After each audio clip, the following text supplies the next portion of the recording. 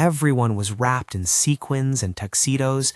The gym looked like a movie set, every light softened by glitter and fairy lights, every laugh amplified by a rented sound system.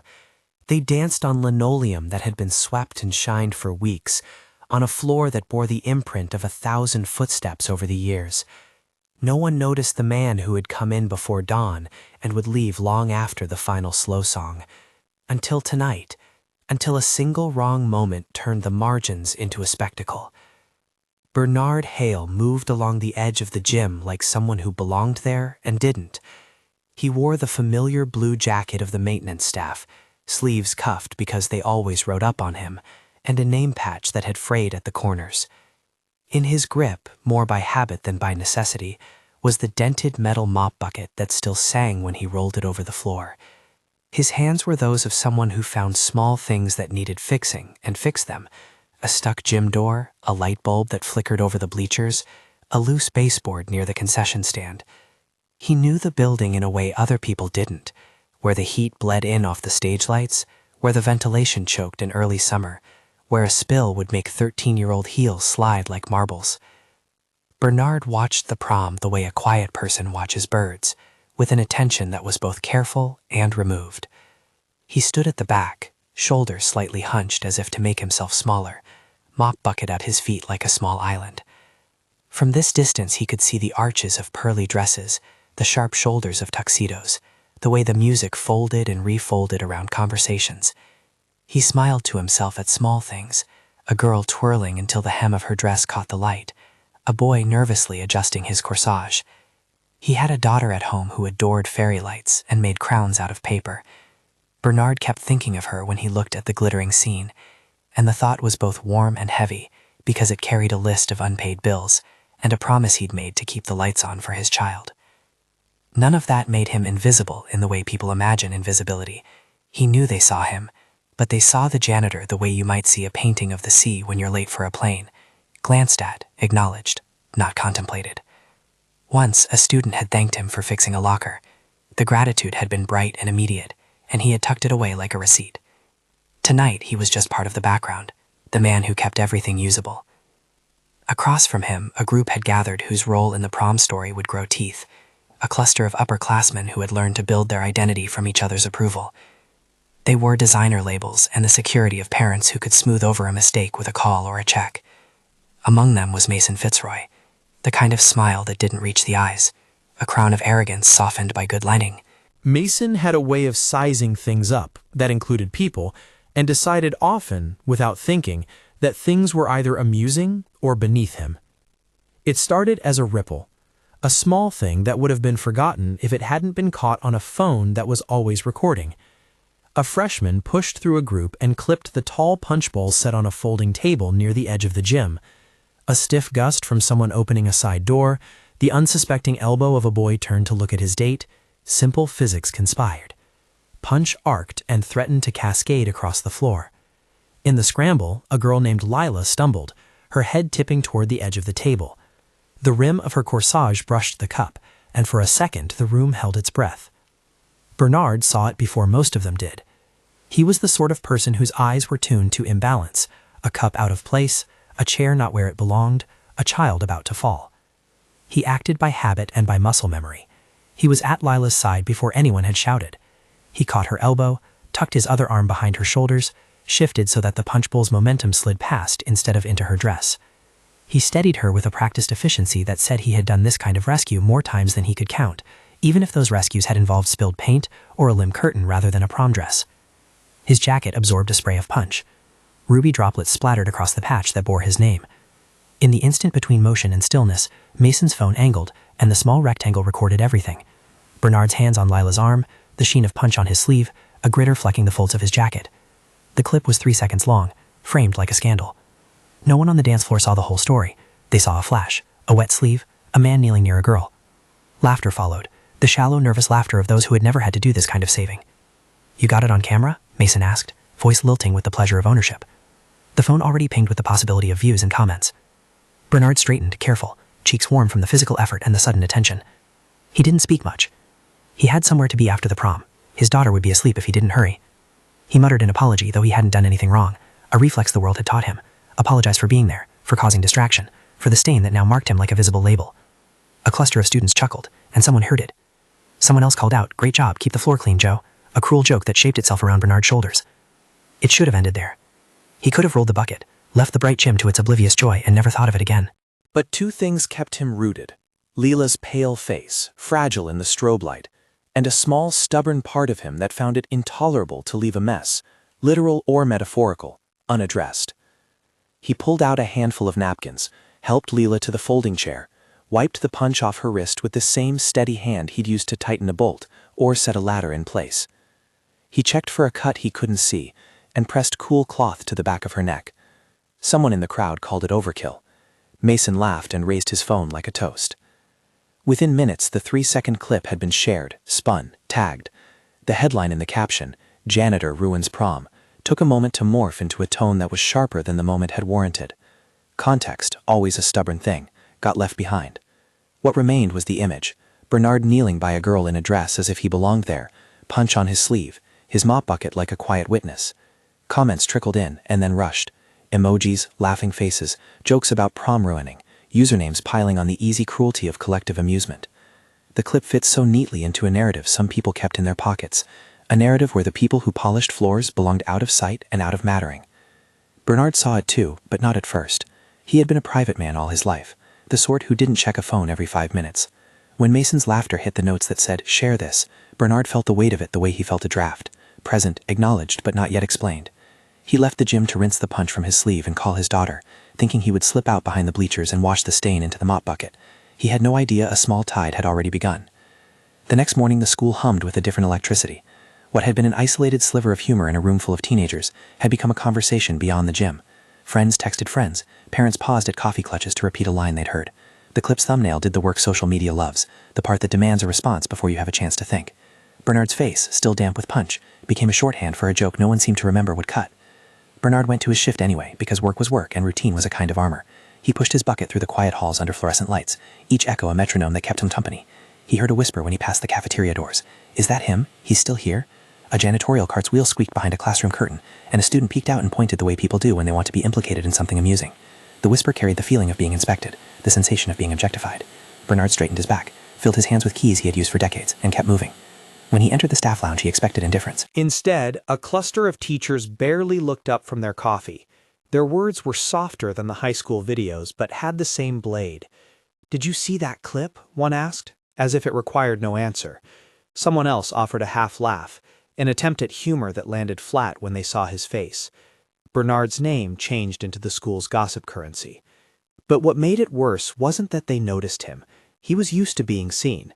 It was the way their eyes skimmed him and stopped at the stain like it was a label that explained every part of his life, every bill unpaid, every worry he tucked under his jacket. There was no interest in the story behind the stain, in the part where he had steadied a frightened teenager, a narrative that would have required compassion and accounted for someone else's dignity. At home that night, Bernard untied the shoelaces of his daughter's sneakers with the economy of someone who moved in small, efficient circles. She was 11, and her hair smelled like the soap she insisted on using because it made her feel grown up. She asked how the prom went, and in between bites of cereal, Bernard said it was fine. He didn't tell her about the clip.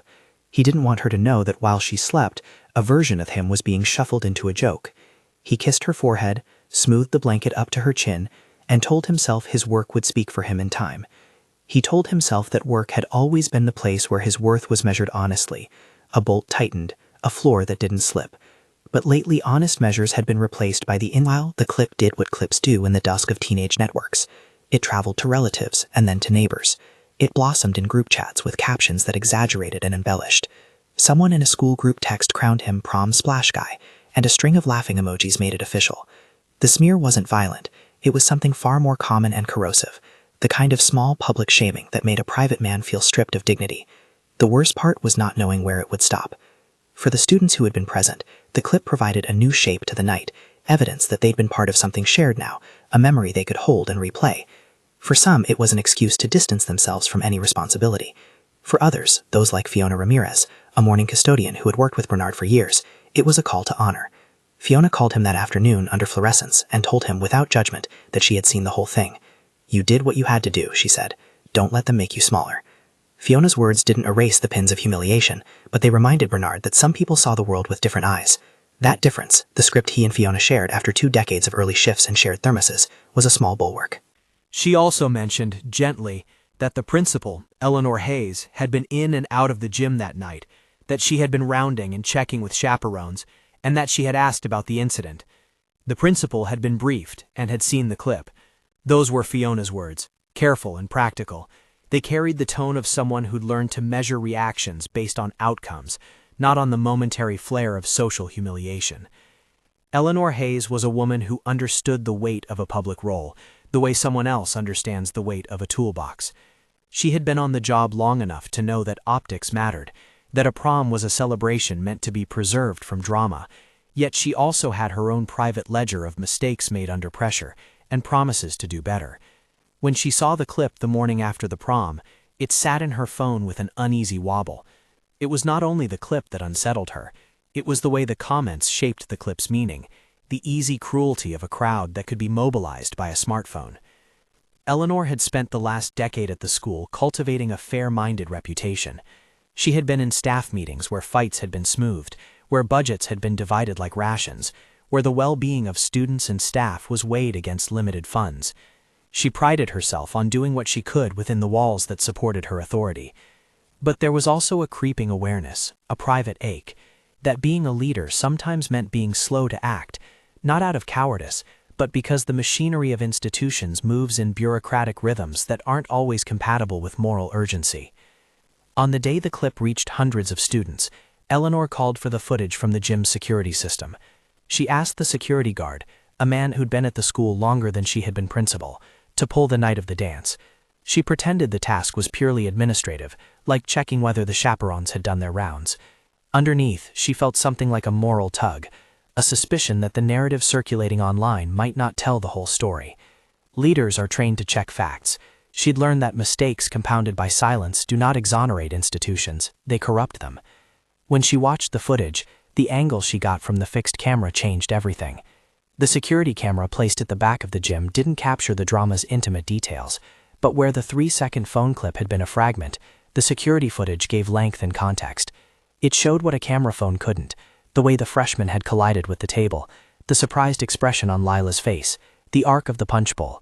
It showed Bernard's movement, short, decisive, professional. It showed him reaching past the bowl to steady Lila as if it were the most ordinary action in the world. It showed his face, focused and gentle, not triumphant, not seeking applause. Eleanor watched the footage twice, her breath caught in a way that suggested regret. The security camera, steady and unblinking, rendered the clip's commentary inert. What the phone had made into a joke, the camera made into an act. When she played it back, there was no laugh track, no mocking annotations, no hashtags leaning the meaning like puppets. There was only the quiet work of a man doing something right. She could have filed that away and called it resolved. She could have sent a generic note to staff, suggested that teachers remind students about good manners, and let the ephemeral storm pass. She almost did. There were schedules to plan and meetings to chair and fundraisers to agonize over. But Eleanor had spent too many early mornings with teachers who had braced themselves for a disciplinary storm, only to be blamed for it. She had a memory bank full of small injustices that had been brushed aside for the sake of convenience. She had a ledger of promises made aloud and never matched with action. Watching Bernard steady the girl, hands steady and sure, a different ledger opened in her chest, a tally of what a school owes the people who hold its physical space together. She called for a list of those present at the prom that night. She texted the head chaperone and asked for the names of students who had been assigned to the punch table. She spoke to Fiona in the hallway and listened to a description of what people saw and said. There was no reason to act on impulse, she told herself, but there was every reason to act without delay. A snapshot had become a story that could mar a life. That possibility wound through Eleanor like a cold wire. Eleanor's own internal calculation did not lead her to theatrical heroism. She was wary of grand gestures performed for applause. She was practical. An apology where an institution had failed, a restoration where dignity had been lost, measures that prevented repetition. She was also aware of the political realities of the school. Students would chafe at being told what to think, parents would ask for the administration to be fair to all, and some teachers, well-meaning but timid, might see the act of stepping in as a misstep. Leadership, she had learned, meant preparing for the chorus that would follow whatever note she sang. On a Tuesday morning as students loitered between classes and the clip still bubbling in group chats, Eleanor asked to speak to Bernard. She found him where she expected, at the edge of the courtyard with a radio playing low in his pocket, adjusting a loose bench slat as if he could fix the world with screws and wood. He turned when she approached, and for a moment the bustle of students blurred into a silence that was only their two voices. She offered him a blunt, unvarnished question. "Did you see the way people are talking about you?" Bernard blinked, searching the principal's face for something. Concern? Obligation? An attempted sympathy? He gave an answer that only someone who had lived in the narrow corridors of menial labor could give. "Yes," he said simply. He did not demand she demand them to stop. He did not ask for viral rescues. He simply accepted the reality that some nights had consequences that outlived the music. Eleanor listened. She listened to him speak of Lila and the freshmen, and the moment of the spill that she'd seen on the footage. He told her he had been hot with work and worried about his daughter, and that there was less time in the day than people thought. He did not dwell on the humiliation. He allowed it to be there like a bruise, and then moved on to the work ahead. His integrity was steady, not because he wanted it to be seen, but because he had no other currency. After their conversation, Eleanor felt the exact pressure that comes when duty and empathy align.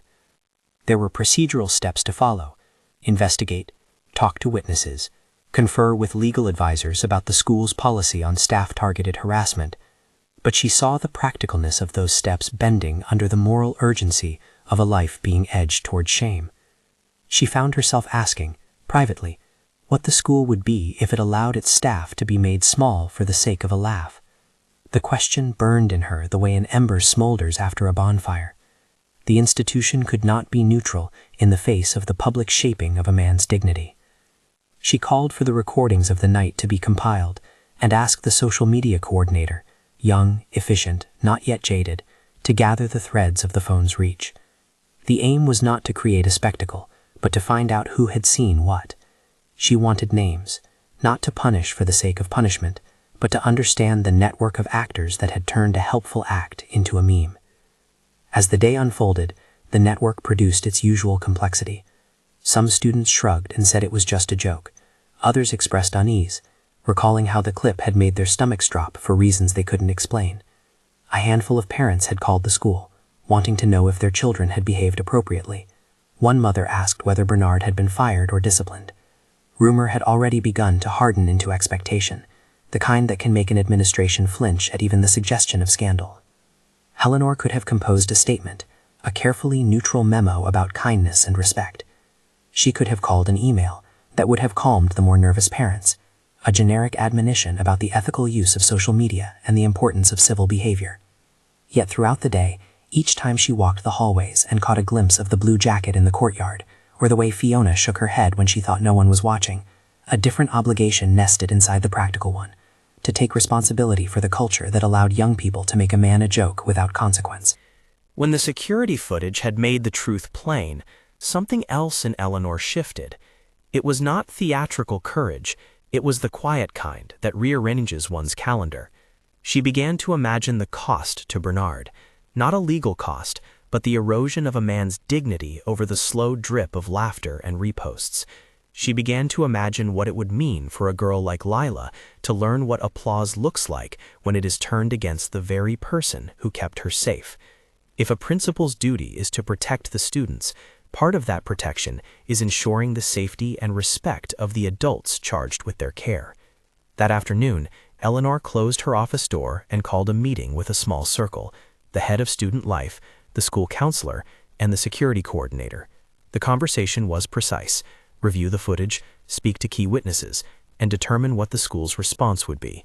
She articulated an idea that felt both simple and dangerous in its honesty, in acknowledgement that the school had been complicit by allowing the clip to spread unaddressed. Complicity was not an accusation as much as truth, a recognition that silence can function like consent. People will say we overreact, the head of student life warned, picking at a tassel of worry. They'll tell us to avoid moralizing. They'll warn about parental backlash. Eleanor nodded. Her hand cradled a drink that had gone cold. Then we'll be measured, she said. But we will not let someone's dignity be the collateral in a joke. There was a firmness in her voice that suggested she had thought not only about the immediate humiliation, but about the ripples that small cruelties send outward. She wanted the school's response pointing, but something restorative that acknowledged error and created restitution. Meanwhile, Bernard kept working. He mopped the hallway that afternoon as if he were sweeping dust away from an old photo. He could not make himself immune to the feeling that he had been recast in the smallest humiliations of a community. Yet each time a student passed him and avoided his eyes, the knot in his chest tightened.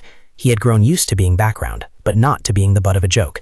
He had never imagined his name on someone's caption, tagged like a thing to be consumed. As the sun fell outside the high school's windows, the administration prepared. Names were called. Witnesses were lined up. There would be conversations with students who had recorded and shared the clip, and with parents who had not only watched, but commented and encouraged. There would be an opportunity for discipline if necessary, but Eleanor had something more on her mind. Discipline, she believed, without education and repair, would leave the wound open. The kind of change she wanted required courage on her part. It required her to stand in front of a room and say something that might make people uncomfortable. The story had not yet reached its high tide.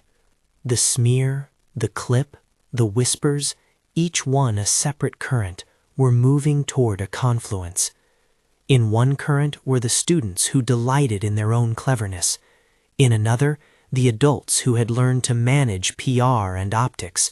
In another, the small, quiet people who kept the building running and whose work was never celebrated when it mattered. The question now, lodged in the principal's chest, was how to reframe the narrative in public so that the school would not be complicit in a man's diminishment. Later that evening, in a quiet room above the gym, Eleanor sat alone and reviewed the footage one more time. She watched the context dissolve the clip's joke and felt for the first time in a long while the moral authority of the office she held. What she had to decide required a shape, a speech, a letter, a private apology.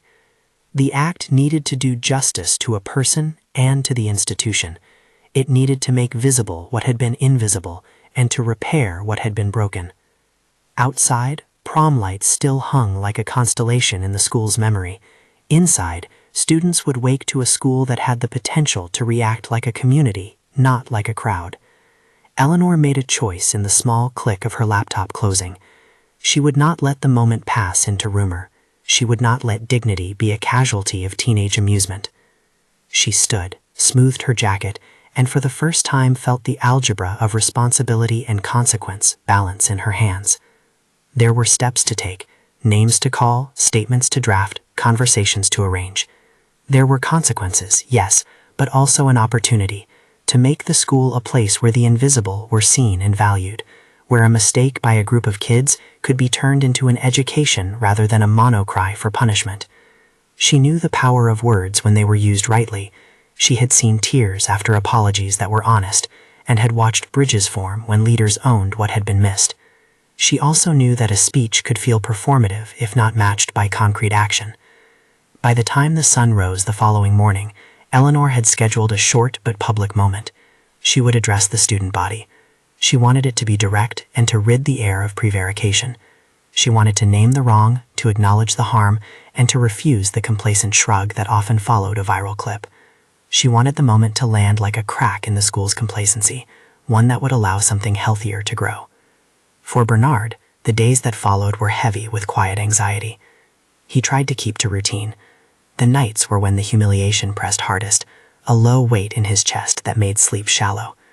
He walked the halls with the same measured steps, but the knowledge that people had laughed at him hummed under his skin like an irritant. He kept telling himself that the young would forget.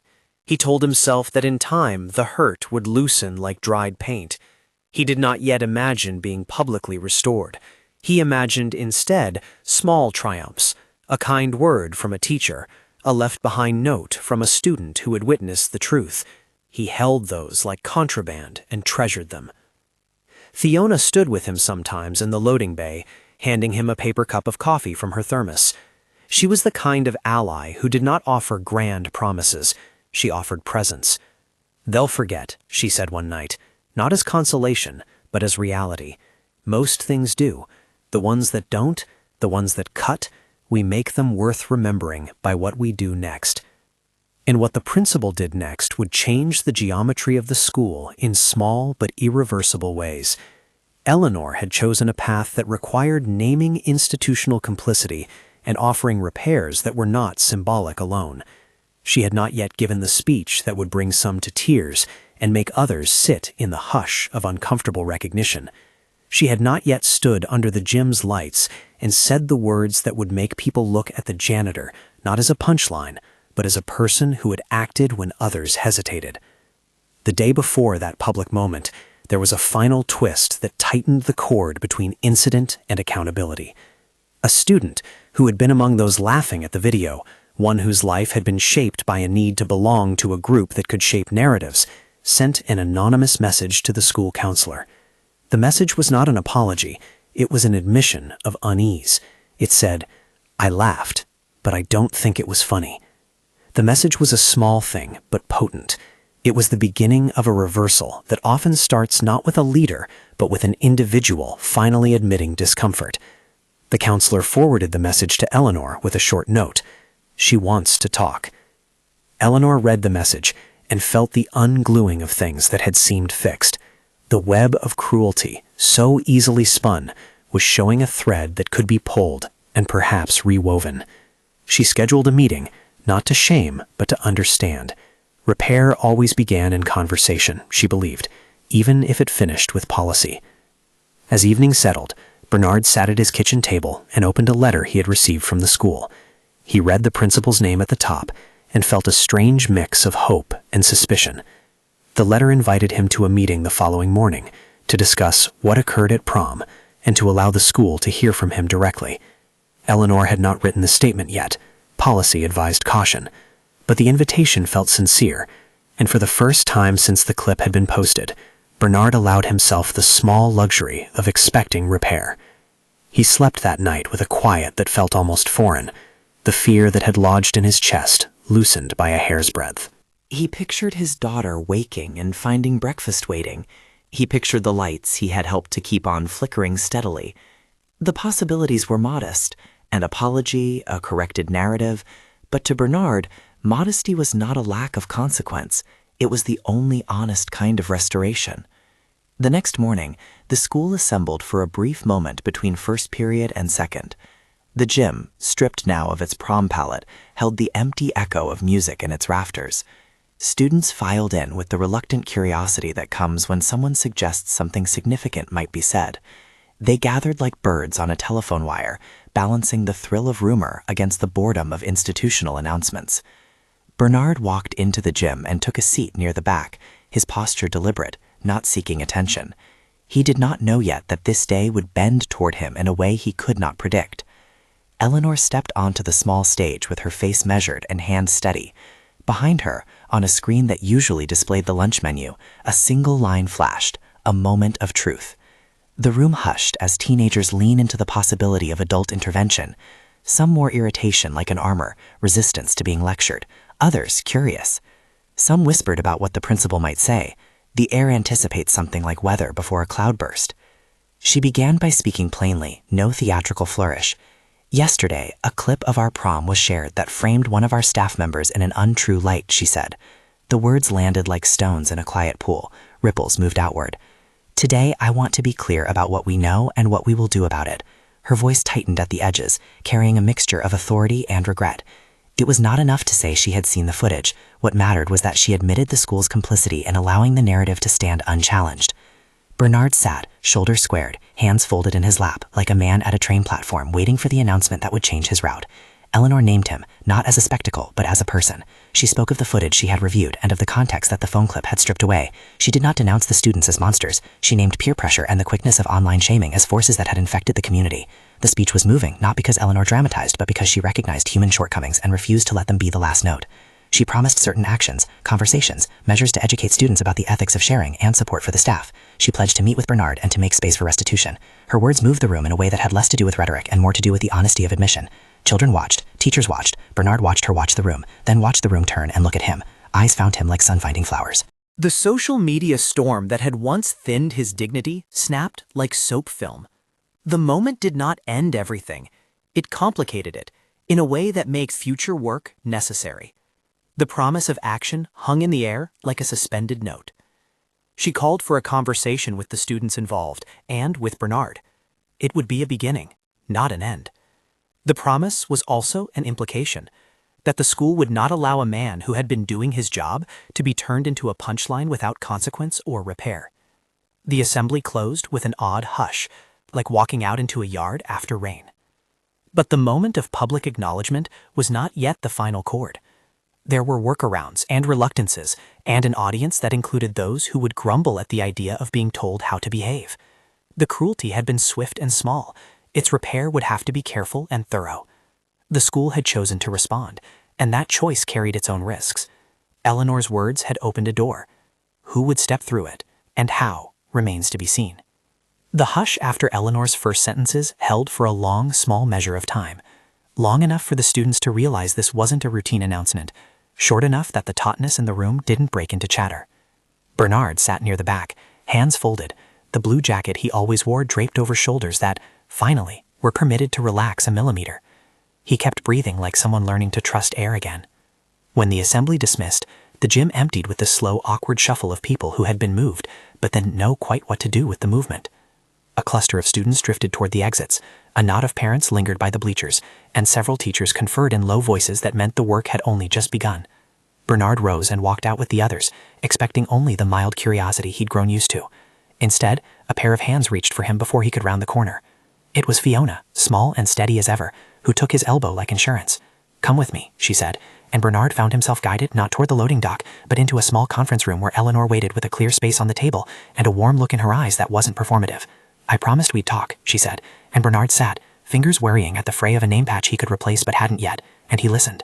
Eleanor did not begin with platitudes. She began with specifics. She named the clip and named its effects, the laughter that had been amplified online, the whispers in halls, the way a man's dignity had become a trending afterthought. She admitted that the school had been slow to respond, that she had thought initially to keep the issue quiet to avoid fueling it, and that, looking back, silence had been a form of consent. She said each sentence with the plainness of someone who had practiced owning what she'd missed. "I have the authority to make immediate changes here," she told him. "What I don't have is the right to act without your consent. I want to know what would help you feel respected and safe, today and going forward." Bernard blinked in a way that suggested relief for the simple fact of being asked. He found words not from outrage, but from fatigue and need. To be acknowledged without spectacle, to have his name used with respect, to have the stain of that late-night clip not become the shorthand for every conversation about him. He wanted small things, assured shifts, climate within staff rooms, a note in the personnel file that would prevent someone from reducing his entire career to a meme. But he also, quietly, allowed his mind to rest on something larger, his daughter's future. Eleanor listened and took notes. She promised 2 immediate acts, a formal public apology to be read to the school with Bernard present, and tangible measures. First, a financial adjustment for the year that would be enough to ease a short-term worry. Second, a committee to design a permanent staff support program. She said this last thing slowly, as if worried that promises could become smoke if spoken too quickly. "We will pay for it," she added, "from our discretionary funds if we must. And we'll create a scholarship for your daughter's education. We'll call it what you want, or simply a fund for futures, but it will be real money, set aside to open a door." Those concrete words landed and loosened something inside Bernard that wasn't just chest tightness. It was a small, private unburdening, like someone handing him a checked-off list. He said thank you in a voice that was rough around the edges, and then he left the room with Fiona at his side. The day went on, ordinary and extraordinary at once. Work filled his hands, mops, keys, a broken locker to fix, and the currents of the school moved around him with a new awareness. Word of the principal's decision circulated faster than any memo. Students who had scrolled past the clip were now seeing new posts, the school's statement, invitations to restorative sessions, and the note that Bernard would be meeting with students who had shared the video. Some laughed at the idea of punishment, as if being held accountable was a novelty to be mocked. Others, who'd felt the unease of watching cruelty, posted their own cautions about online behavior. For every scoff, there was softer murmuring. Maybe we did go too far. A name that had meant little in the gossip threads, Mason Fitzroy, found itself in the middle of a small, delicate storm. He had been the one to hold up his phone, to add a caption that exaggerated the scene, and to share it among a network that prized being first over being kind. Mason's life had been built on a kind of social currency, likes, easy affections from the right people, a predictability of not being called to account. When the principal invited him to a restorative meeting and asked him to come with an adult chaperone, the real work of becoming visible began. The restorative sessions were not punitive theaters. Eleanor had insisted on that. She brought together Bernard, the students who had been present at the punch table or who had shared the clip, Fiona as an ally for Bernard, the school counselor, and a trained restorative justice facilitator from a nearby nonprofit. The room smelled faintly of coffee and paper, the kind of institutional smells that had cushioned conflict for decades. Chairs were set in a circle, no side of stage privilege, because the technique Eleanor chose required eyes meeting eyes, names being said aloud, and harms being described in the plain language of those who had suffered them. "Start with what happened," the facilitator instructed gently, and in that way the story unfolded again with different cadences. A freshman confessed to bumping the table by accident. A friend recounted how laughter had started like a reflex, how it had felt good to belong to something that could turn awkwardness into entertainment. Mason sat with his jaw stiff. He didn't look like someone who'd practiced contrition. He looked like someone who had never been asked to feel what another person's diminishment might cost. When it was his turn, the confession came halting and defensive, his voice suggesting he viewed apologies as tasks to be checked rather than bridges to be crossed. Bernard listened. He listened not with the desire to humiliate, but with the restraint of a man who had seen how quick punishments could harden mistakes into resentments. He told the students what it had been like to walk into staff rooms and feel the cut of hued glances. He told them of his daughter, of mornings when he woke before dawn to clean and fix so there would be rent in the mailbox and hot cereal on the table. He said that laughter at his expense had a ripple that went beyond the night, and that a person's sense of worth could be chipped away not by one joke, but by 1,000 small ones. There were moments in the circle where the air felt sharp with truth. One student, Luca, who had not been prominent in the clip but had watched and reposted, began to cry. "I didn't think it was hurting anyone," he said through the wetness. "It was stupid. I didn't think." Mason, when faced with Bernard's quiet description of dignity eroding slowly like paint, felt something else. Not immediate remorse, but the peculiar shock of being told his action had real consequences. He shifted in his seat, as if the story had reached him in a place he didn't often visit. "Why didn't you stop it?" Eleanor asked later, not as accusation, but as a prompt for responsibility. She wanted the students to grapple with the kinds of collective decisions that turned a moment into a massacre of reputation. Silence answered more loudly than contrition. Many admitted they'd been seeking safety in numbers. Others admitted the pulsing joy of being part of the narrative. It was a landscape of small cowardices and bright, brittle belonging. By the circle's end, a plan emerged that Eleanor had helped shape. Public apologies from those who had posted, written and read in a supervised setting.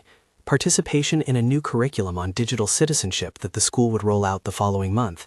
Mandatory restorative meetings, where those involved would spend volunteer hours with custodial staff and meet privately with Bernard to listen and to work alongside him in the quiet labor that keeps the school functioning. There was also a formal disciplinary thread, detentions and community service, not as theatrical penalty but as reparation. The morning the students who had shared the clip stood before their classes to apologize, the room felt different. Apologies were not the performative gestures of a school assembly, but a quiet exchange, where someone named you and said your name with humility. Mason's apology was clumsy. His voice broke when he tried to speak of how his post had mattered more than a mere jolt of entertainment, and when he approached Bernard afterward, the gesture was small but significant. A folded piece of paper with a note of remorse and an offer, not of money, soft as it was, but of time, to help with the maintenance crew on weekends for a month. Bernard accepted the apology as if it were currency that had not been spent before. He accepted the offer to be seen, not to be placated. That gesture changed some things in Mason. Whether it would change them deeply or only enough to avoid future viral missteps remained to be seen. Eleanor did not pretend that one apology would fix structural blindness. She used the moment to set a longer plan in motion. Her public speech, the one that would be recorded and shared not as a clip to mock but as a model of accountable leadership, was the next day, at a community forum that invited parents, teachers, staff, and students. The gym again filled, but this time with a dozen small tables and chairs where adults and kids could sit together rather than be placed on opposite sides of a bleacher chasm. The sound system was modest, the light softer. Eleanor stood not on a stage but at the level of the crowd, and when she began, the tone cut through in a way that felt like admission rather than performance. She began by confessing the school's failure. She named the clip for what it had been, a distortion. She named the crowd's behavior as a failure of empathy. But it was when she pivoted to the person at the center, Bernard, that the room caught its breath. She told the assembled in plain sentences about the rescue at the punch table, the way a man had moved to protect a student, hands steady as work-worn instruments, reaction in the moment more instinct than calculation. She called Bernard's act what it was, not an interruption of the prom, but a preservation of life and dignity. And for that, she said, looking at Bernard with a steadiness that felt like covenant, we owe him more than words. What followed was precise and meaningful. She announced a permanent staff support initiative with 3 pillars: dignity, safety, and support. Dignity would mean regular public acknowledgments of the work staff performed. Safety would extend to policies against staff-targeted harassment, and a clear chain of reporting that did not position the victim as an instigator. Support would include a small emergency fund for staff facing sudden financial burdens, and a scholarship for staff dependents. She said the funds would come from the school's discretionary budget and from an announced community drive. She pledged that no staff member would suffer job insecurity over becoming the subject of a viral joke for doing their job. She promised training in digital empathy for students, parents, and staff. Her commitments were not grandiose in monetary terms. They were intentionally modest and feasible, and that made them more powerful. Eleanor had learned that sustainable change rarely arrives in gestures so lavish they cannot be maintained. She wanted measures that would stand the test of budgets and turnovers. She wanted repair that would not evaporate with the next headline. Then she said something else. She admitted something personally, that she had been slow because the machinery of leadership often mistook caution for wisdom. In choosing to stay quiet, she said, we allowed harm to settle like dust. That is my responsibility. The room's atmosphere changed from politeness to something like grief. Parents who had been on the fence about social media nodded as if a weight had been named. Students who had posted the clip stirred as if someone had handed them the script of their own actions. As Eleanor spoke, a hush folded over the room, the kind of silence that comes from people recognizing themselves in a mirror they don't like. Teachers dab the eyes. A few students wiped cheeks, not in shame alone, but in the rawness of being told that their communal choices had meaning beyond the immediacy of a laugh. The principal's voice, at the points where it intentionally softened, carried not grandiosity but sorrow and the clear melody of contrition. I don't want this to be about a single man made famous for a wrong reason, she said. I want this to be about what we owe each other. A place where your job makes you invisible is a place that is failing. Her words landed and landed again, as if she was building a structure out of language that could hold more than the emotional moment, something sturdier. When she invited Bernard to stand, the room recognized the smallness of a life up close. He rose slowly, pulled off his jacket, and folded it across his arm, as if the motion were both practical and ceremonial. Eleanor said his name again, and then she did something not everybody expected. She read aloud the note the school would issue, an apology on record that would be included in a personnel folder, and a public statement. She offered to place in the file a testimonial of his service, signed by administrators across years, and to ensure pay adjustments for the next semester. She announced the creation of the scholarship for his daughter, now named the Light Fund, a reference to the paper crowns the child had once made, and to the lights Bernard had kept burning at home. The fund would start with a modest initial donation from parent-teacher resources and be open to community contributions. It would be managed with transparency. There were tears then, some sudden, some quiet. A mother in the back who had long avoided conflict wept openly and said she was ashamed at the distance she'd kept from the people who cleaned and fixed around her child's school. A teacher who'd once made a joke about janitorial staff mumbled an apology. Students who had recorded the clip watched Bernard with lines around his eyes and realized they'd witnessed courage without appreciating its cost. Eleanor's speech offered not a purge of the past, but a route forward. She proposed a series of practical steps, mandatory workshops on digital ethics, staff-student mentorship pairings where students would spend afternoons learning the work behind the building, a review of staffing policies that would provide stable shifts, and an emergency assistance fund for hourly employees. She detailed a specific timetable, committees to report within a month, a public progress update after 3 months, and a long-term review at the end of the school year. When she spoke of the last item, the mentorship pairs, one of the students in the crowd raised their hand. "Will we come to the mornings?" they asked, voice a measure of curiosity and contrition. Eleanor smiled in a way that invited repair rather than demanded it. "Yes," she said, "and we'll do it humbly." The speech was not a perfect panacea. It did not erase the clip. It did not make every parent comfortable, but it catalyzed 3 immediate outcomes that mattered. A public apology that wasn't a press release but a personal accounting, concrete measures attached to timeframes and budgets, and the beginning of networks where students and staff would meet beyond the hierarchies they had always known. In the days that followed, the school saw a flurry of small, real changes. A donor, one local small business owner who had watched the video and been moved by the principal's statement, presented a check to seed the Light Fund with a sum that would cover a modest stipend for Bernard's daughter's extracurricular needs. The funds weren't enough to retell their life story, but they were enough to fix the dent in a month's rent and to buy a winter coat that had been on Bernard's mind. A handful of alumni offered time and expertise to help run workshops about social media kindness and the labor involved in maintaining a campus. The staff room changed in tone. Teachers began to call Bernard by name when they saw him in the hall, overtly and intentionally. A note pinned to the staff kitchen said, "Thank you, Bernard," in handwriting from the secretary. And it was a detail that mattered because it transformed habit into acknowledgement. Small gestures like that knit a different fabric. Bernard himself found the attention strange at first. He was not a man skilled at receiving public affection. He tended to deflect praise with a quirk of humor or a shift in conversation. But the reparations that came were not simply applause. There was a modest but meaningful pay adjustment that made his schedule less precarious, and the school formalized a protocol for handling staff-targeted harassment. He began to accept invitations to speak with students as part of job shadow days, where young people would work alongside maintenance staff and learn the discipline it took to keep a building safe and functional. He showed a group of juniors how to replace a burned-out bulb and how to patch a scuffed floor, tasks that in their ordinariness carried dignity. Mason's arc was less clean.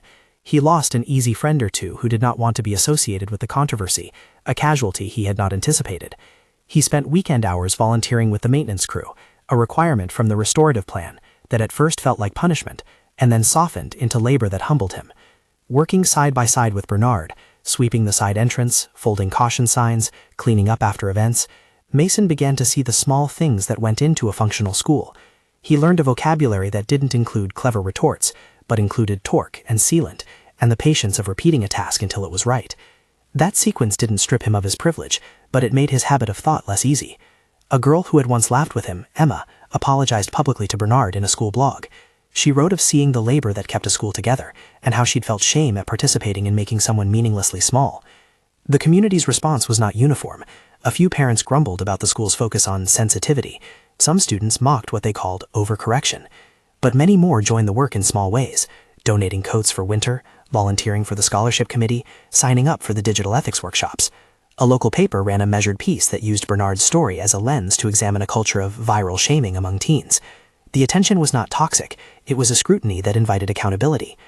At home, Bernard's daughter watched the way her father moved differently, shoulders less tight, steps less careful when he walked in the house.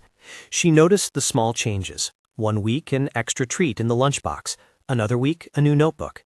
She asked questions and listened to the answers she could understand. "People said mean things about my dad," she said once, childish bluntness that surprised Bernard with its clarity. He told her the truth, in a way children can hold. That some people had been thoughtless, that others had been brave, that sometimes schools learned slowly but could learn. Eleanor, for her part, kept to the momentum of the change she had promised. She chaired the committee she had created and insisted they produce measurable targets. The training for staff and students on digital responsibility was rolled out with interactive sessions rather than lectures. The work shadow program that paired students with staff was small at first, a dozen pairings, but its ripple grew as students encountered the reality of labor beyond their own experiences. A senior who had once derided custodial staff wrote in her college essay about learning humility and the value of unseen work. 6 months after the clip, the school held a small ceremony to mark the launch of the Staff Support Fund and to present a formal apology on record. Eleanor spoke briefly and then invited Bernard to say a few words. He stood, hands steadying on a podium he rarely used, and did something the students in the crowd would remember. He told a simple story about the first time he'd mopped the gym floor and how the light glinted on the surface and made him think of his daughter making crowns from construction paper. He said quietly, "I just do what needs doing," and no one laughed because the room understood he had always done more than that. His words were small. They had no need of theater. What moved people to tears that day were not grand gestures, but the sense that a community had been asked to look at itself and had chosen, imperfectly but honestly, to repair what had been broken.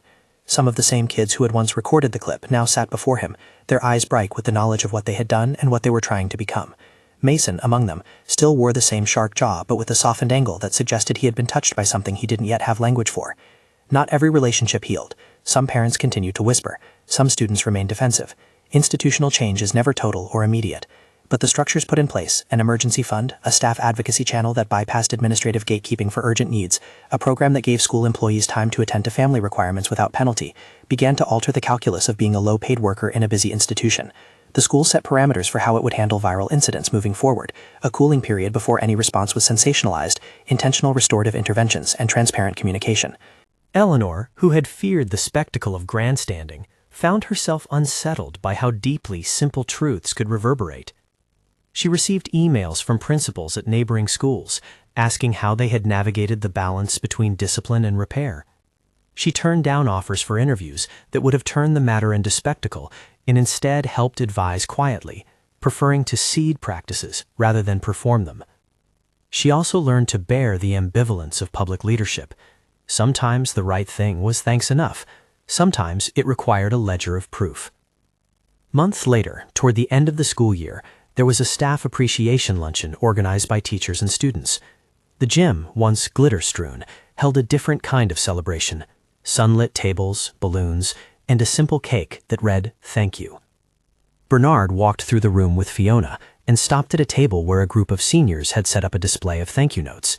His jacket hung over a chair. His hands were steady. Students came up to say things they had been practicing aloud. "I'm sorry. Thank you for the lights. Thank you for putting things right." The gestures were small, improvised, and real. At one table, Mason offered Bernard a mug that read, "Every job matters." His smile was shy, the sort that arrives after shame has been given shape and time to soften. Bernard accepted the gift, and for once let something besides duty guide his response. He hugged Mason, a brief, awkward motion that held in it both forgiveness and caution. It was not a cinematic reconciliation, but it was the kind of ordinariness that builds trust slowly. Eleanor watched from the doorway. She felt a small ache that was not entirely happiness. It was the continuing sense that leadership is less about decisive moments and more about the slow architecture of a community. She had given a speech that moved people to tears, but the real work, the steady, often unsung labor of rebuilding trust, was the longer, harder part. She smiled because the direction had changed. She felt accountable because the work would need tending. Both things could exist at once. The Light Fund continued to accept modest donations and was managed with quarterly updates. Bernard's daughter, now able to enroll in a music class she'd wanted, learned to play a tune that made him laugh, the kind of laugh taught by relief. Fiona kept her thermos full and added an extra cup for the days Bernard had to leave early to take his daughter to a lesson. The staff advocacy channel fielded a handful of requests that first year and addressed them without drama. At the school's small graduation ceremony that summer, a student who had once mocked the clip took the stage to speak about community. It was not a grand lecture, but a quiet, honest admission about what it means to grow up in a network of others. "We learned that we can destroy someone with a phone, or we can defend them with our words," she said. We chose both. Now we have to choose the better thing more often. There were no haloed conversions in that sentence, only the realistic admission of error and the modest intent to do better. Parents clapped, teachers wiped their eyes. If the once viral clip had been a mirror for cruelty, the months after had offered many mirrors, some showing growth, some showing the slow pace of policy and the stubbornness of privilege. The principal's words that had moved people to tears were not the final answer. They were the hinge, an opening that allowed people to step into a different way of being. That door remained unlocked, but demanded work. Bernard returned to his shifts with a new slant of respect following him like a gentle current. Students who had once glanced through him now handed him notes or small thanks. He continued to do the work that the job required, the same hand smoothing a stage, resetting a chair, catching a spill. But where there had been the sting of being a joke, now there were ways to measure belonging. The invitation to a school picnic, not as an afterthought, but as a deliberate inclusion. The signed note in his personnel file acknowledging the institution's apology, the knowledge that a fund existed to support his daughter's education. Eleanor kept at the committees she had convened. She held administrators accountable, even as she learned the tension between bold promises and the grind of budgets and schedules. She asked hard questions and resisted the temptation to let the matter become a citation for her leadership. Instead, she treated it as a continuing obligation. Her speech remained something of a touchstone across the district, not because it was sensational, but because it had been honest and paired with realistic action. As for the scene that had started the chain, the 3-second clip of Bernard kneeling to study a girl and catching a splash of punch on his sleeve, it remained online in pockets, but with a different context. Where there had been a caption meant to humiliate, now there were follow-up posts that told the fuller story, the security footage that set the narrative straight, the principal's statement that explained an institutional failure, and the fundraising page that allowed people to give small amounts toward the Light Fund. The clip had not vanished, it had been reframed. What the community learned was less about a single villain or a single hero, and more about the texture of daily life, how easy it is to make someone small with a swipe of a finger, and how hard, but possible, it is to make them whole again with steady, accountable work. The principal's words had been the spark, sharp and bright, but the change that followed was a long, slow burn. People cried when she stood and said what needed saying, because tears are for the recognition of wrongs we've done, and the hope that we might do better. In the evenings, Bernard still rolled his mop bucket across floors, the way a captain steers a steady keel. He still checked that lights stayed on and that the boilers hummed. He still had stains on his jeans and calluses on his hands, but the world around him had altered. It accommodated his presence rather than erasing it. He no longer had to tuck gratitude into a pocket like a receipt. Gratitude arrived in notes and in assured shifts, and in the small solidity of a fund for his daughter's future. The prom would remain a memory for the students who'd lived it. The glitter, the music, the strange calculus that had turned a rescue into a joke, and finally back into a lesson. Some would go on to leave the town without ever looking back. Others would carry this experience as a seamstress carries a taut thread, a small, invisible stitch that holds together a larger garment of community.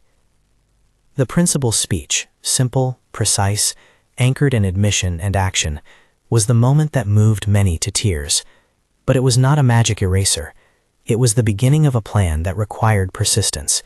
And the lesson that lingered longest was not the fleeting sting of online momentum, but the slow, steady conviction that seeing one another, truly seeing one another, changes how institutions operate and how everyday acts of courage are met. In the end, the janitor's dignity was returned not in a single dramatic rescue, but in 1,000 small choices. Chairs pulled out, eyes met, policies written to protect, and a community that learned to hear the names and stories of those who had always been there. Those choices, less viral than they were vital, made the difference. They left the people who had watched the mess unfold, and the people who had once laughed, with a new, quieter homework, to remember the cost of a joke and the value of speaking up.